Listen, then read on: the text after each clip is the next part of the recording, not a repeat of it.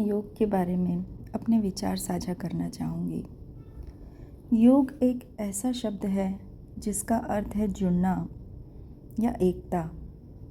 यह संस्कृत के मूल शब्द युज से बना है, जिसका अर्थ है आत्मा और परमात्मा का मिलन।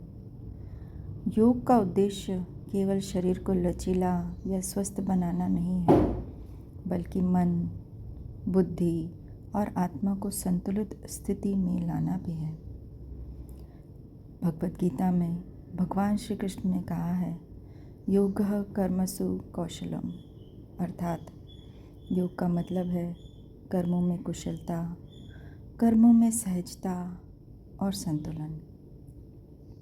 जब हम किसी भी कार्य को संपूर्ण ध्यान और संतुलन के साथ करते हैं, तब हम योग का अभ्यास कर रहे होते हैं। पतंजलि योग सूत्र में योग की परिभाषा दी गई है, योगश्च चित्त वृत्ति निरोधः। इसका अर्थ है जब मन की चंचल वृत्तियाँ शांत हो जाती हैं, तब योग की अवस्था आती है।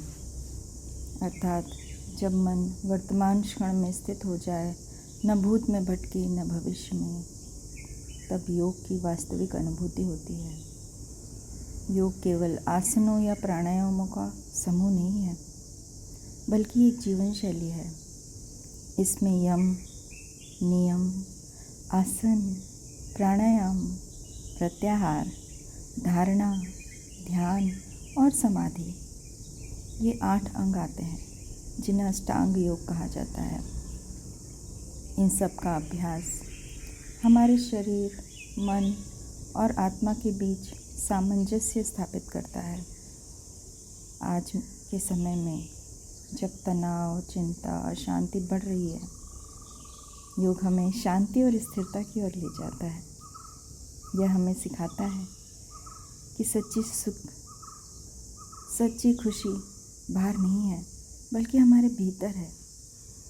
इसलिए योग केवल सुबह के 1 घंटे का अभ्यास नहीं है, बल्कि पूरा जीवन जीने की कला है, जहाँ हर सांस में सजगता है, हर कर्म में समर्पण है और हर क्षण में संतुलन है।